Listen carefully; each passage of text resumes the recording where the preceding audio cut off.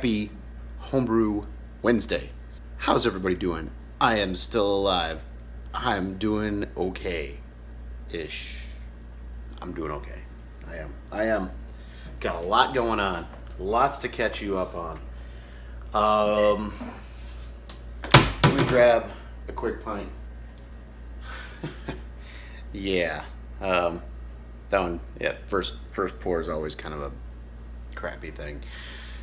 Probably because I don't have my kegs and systems balanced. I don't know if you guys remember how long you guys have been around, but Hokey Homebrew is back on the scene doing some videos. Hokey Homebrew, for those who don't know, is really the originator of the SJ Pour Challenge, which it didn't start as a competition. It started as a series of experiments. Some of you might remember the Hokey hops experiments and the Hokey, the Hokey yeast experiments. It was a very small group of guys that got together, brewed beers, and exchanged them just the way we're doing now with the SJ Pour Challenge, and it's blossomed into bigger and better things. For example, the 2018 hops experiment. You guys might have seen the Dean's List throwing some stuff around about a triple, double play. I'm involved with that. I'm throwing down with some cool beer. I was originally going to do Amarillo, HBC 431, and Strata. I chose at the last minute to change up my bittering hops because, well, I had better things to do with my Amarillos than use them as a bittering hop. Come on. So I did Centennial. All right. Anyway, I'm going to keep this intro short because I've got such a small window to do some editing. I'm going to try to slap a bunch of stuff together. I've got clips. All right, here we go. We got a little CO2 action. We're going to do a closed transfer here. First thing I'm going to do is I'm going to kind of purge that headspace with some CO2. Bleed it off with that valve right there. And then rack it over into a sanitized and purged keg. Actually, I did just kind of bleed off. There's a little bit of residual CO2 in there, but I pushed out all of the star sand out with CO2, so it's effectively purged. And I've got this open just so that the pressure has somewhere to go to escape. So let's go ahead and open this up. Yeah, shut that off. Sorry. So we got, I don't know, dirty ass lens, but 5 psi. Shouldn't even need that much. I'm gonna crank that down so we're bleeding here. Can you hear that? So as soon as I close this, let's see if I can get one-handed joke. Hold on. As soon as I close this, it should, depending on how much leakage I got here. Got a little bit of leakage. Hopefully this will work. I've never done this first try, maiden voyage. Yeah, so apparently I do not have a tight enough seal, or I do not have enough pressure. So let's try a little more pressure. Nope. So, fail. Epic fail. Alright, see if I can figure this out. Maybe just push that down a little more. No.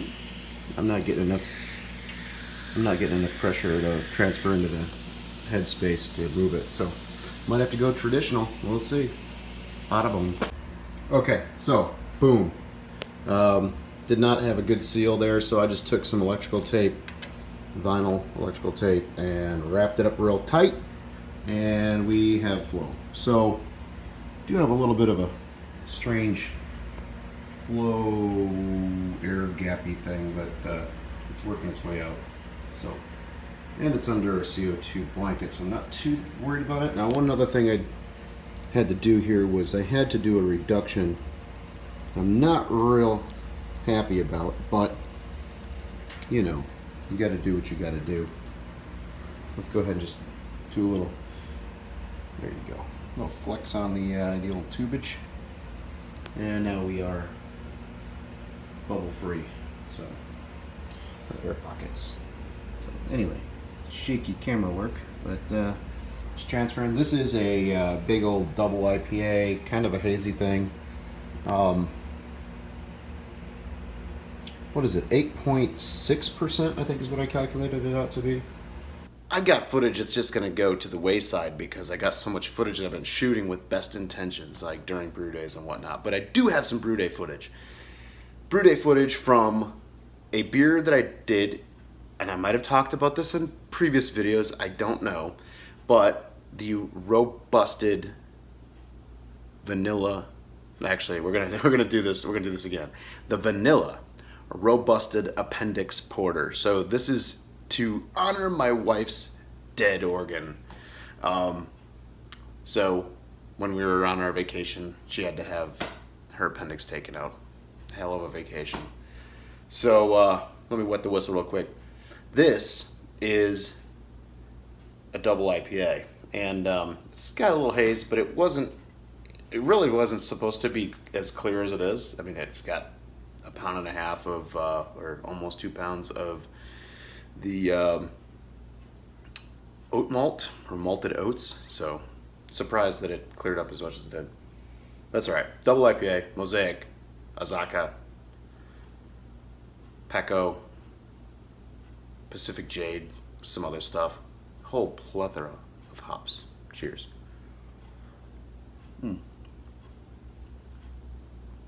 It's pretty good. It's got a little bit more mouthfeel than I think I'd want.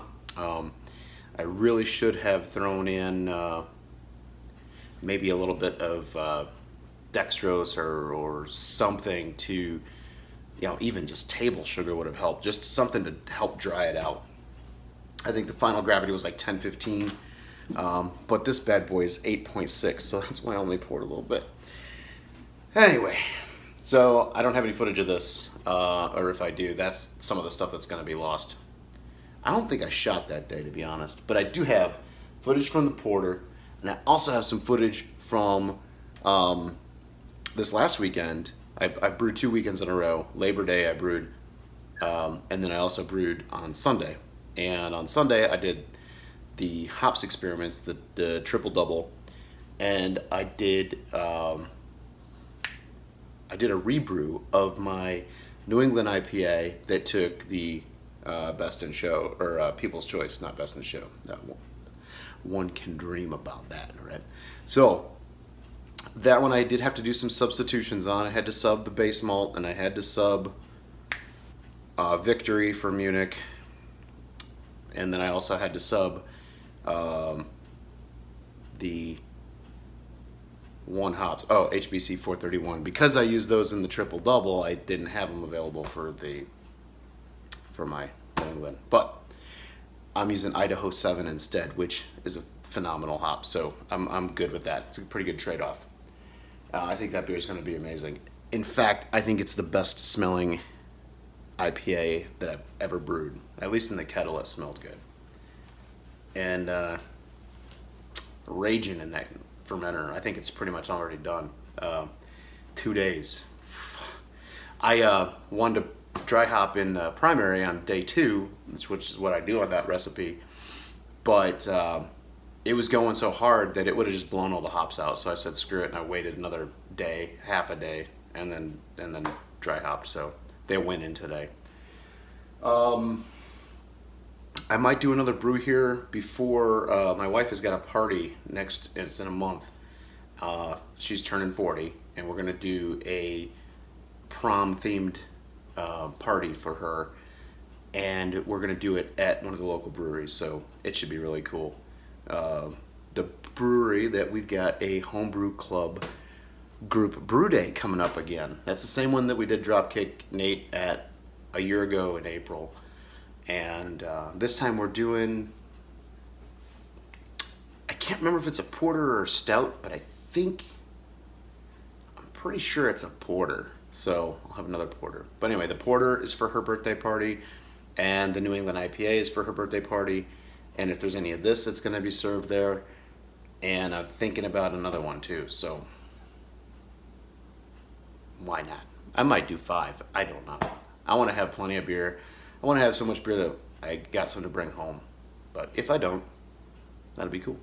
And the reason I'm serving beer at the brewery is because they want to have some wine on hand. So can't have the brewery's beer and outside beer or wine. So it was one or the other. So we did a trade-off and we said, screw it. We'll just not serve any of the brewery's beer that night and just do the home brew. And if people want mixed drinks, cocktails, wine, whatever, they can bring it in, or we'll have some stuff on hand. So anyway, that is my nice short 8-minute intro. Here is some bits and bobs and clips of brew days from the last couple weekends. Y'all be good. Catch you on the next one, and don't forget to home brew up. Cheers.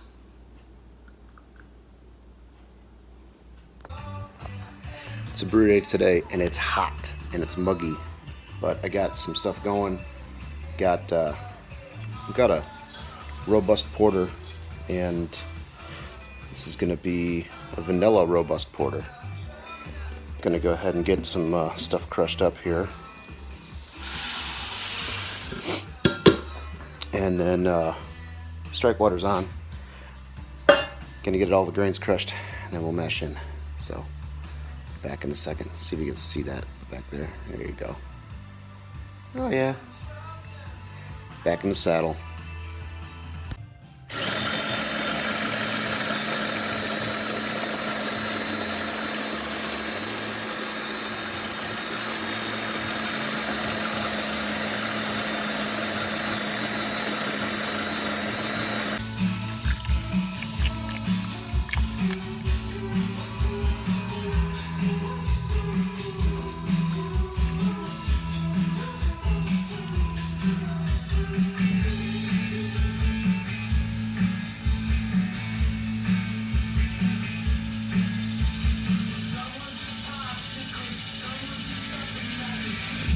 Target's 153, so I'm a little shy. I took too long to get my grains together, but I'm gonna take it at 151. I don't mind if it's a little on the thinner side. Yeah, 151, 152. I should do it. Ooh-wee. It's black, very dark. Gravity was 1092, 1.092. Sparked water is up there. It's all shut off. Just waiting. Oh yeah.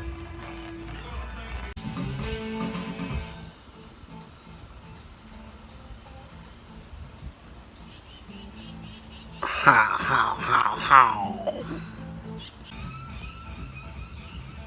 First drops. We got EKG and some Northern Brewer to make up the difference. So let's get it in the pool. It's the only drop the entire brew, just to make it better. Then we got some yeast nutrient going in later, and that's 2 teaspoons of vanilla powder, ground vanilla bean.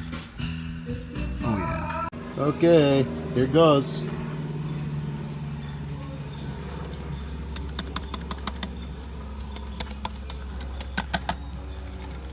Pretty anticlimactic.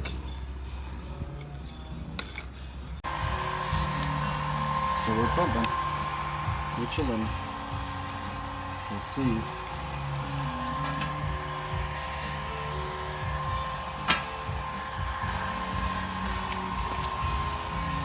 Let's see if this is doing the trick. We barely got a trickle. Let's check the temperatures.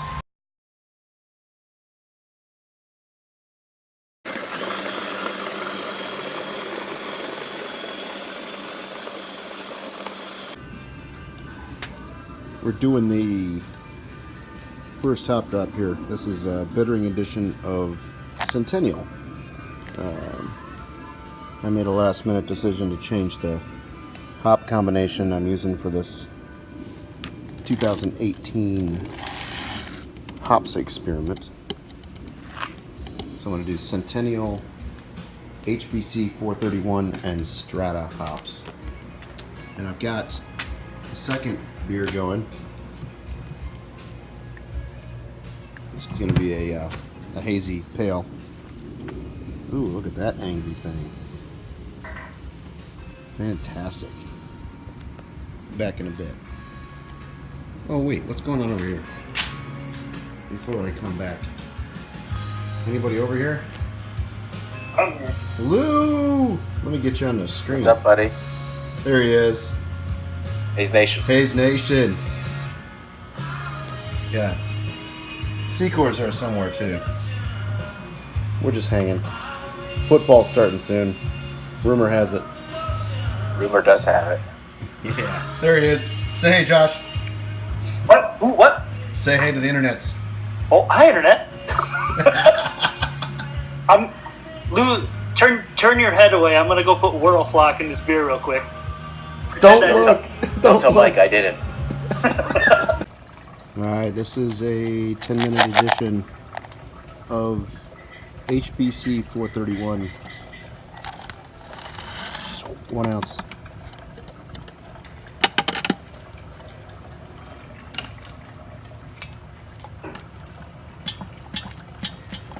Going to contribute a little IBU, and then hopefully start of the flavor components. Oh yeah. Okay, next edition. 5 minutes. More HBC 431.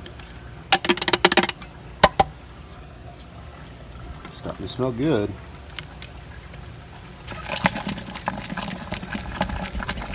Oh yes. There it is. Last of the HBC 431 going into the experiment beer. I'm actually going to do a flame out edition and then drop the temp in Whirlpool for a while. So, booyah.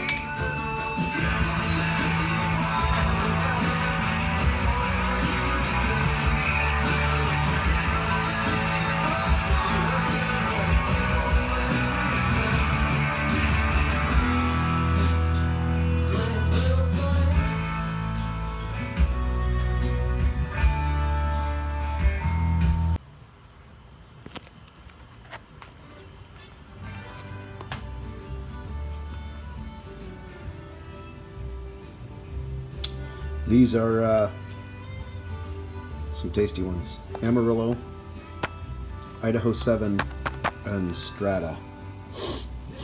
Smell that? Oh my gosh. It smells amazing. Let's put them into boil. Boom. Call that a 10-minute edition, eh? Sounds good to me. Boom. Whirlpool time. Oh man. Here we go.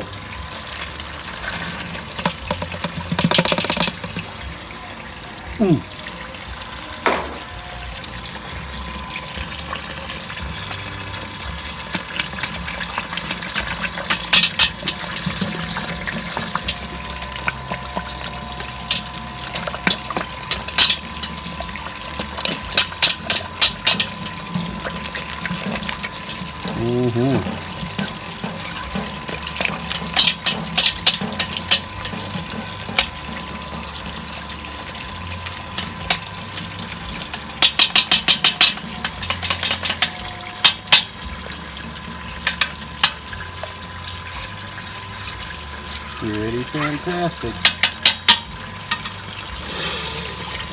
Oh, I wish you guys could smell that.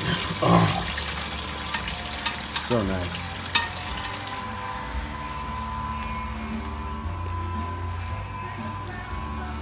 Brew Dog.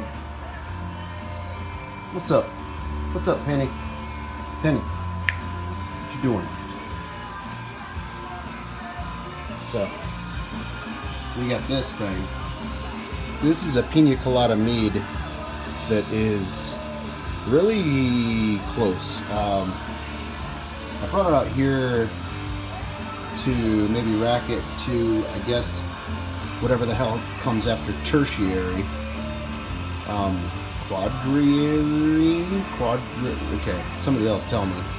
But I'm gonna give it a little time and see if it settles out. And then I may just run it through the bouncer to try to capture that, carefully rack it into maybe a keg so that I can bottle it easily. So that's one of my few fermentables that are going on. I got a friend. Been hanging with me all day. So yeah, I got that. I've got some other things going on too. Yeah, a starter that was gonna be a beer and it never became a beer. Crap. Non-alcoholic drinks. I made some pickles. They turned out okay. I'm not totally sold. I think I needed more stuff. More, I don't know. I think I need a stronger brine solution. So there's that. Did a kombucha, which I don't really have. I don't have to show you. It's, well, there's some in there. I got like 2 or 3 bottles left of my first one. Elder and Mrs. Elder P did a tasting video. Got this plate chiller. It's kind of a pain because our groundwater is not very cold here. But I came up with a plan. That's why there's all these extra hoses and wrenches and crap. So I've got a couple of kegels that I'm not using right now, and fill this one with water and some ice. Well, there's no ice in it right now, but they will have ice in it before too long. And it's going to, what we're going to do is chill it with the groundwater, as cold as I can get it, and then run this ice water from here. Well, gravity feed it through the plate chiller to try to knock it out all the way down. So I'll do like a groundwater chill as cold as I can get it, the bulk of it, after the whirlpool, and then hopefully I can get it to pitching temperature, so I don't have to sit and wait for, 14 hours or whatever it takes. And that should help a little bit with water consumption and getting it down to temperature until I replace that thing. I like it when it works. It's great in the winter months when the groundwater is cold, but in the summer, it's impossible right now. Unless this works, and then this could be my future option until I make that a boil kettle or an AHLT or something. So anyway, don't know. That's it. A little bit of a ramble. Cheers.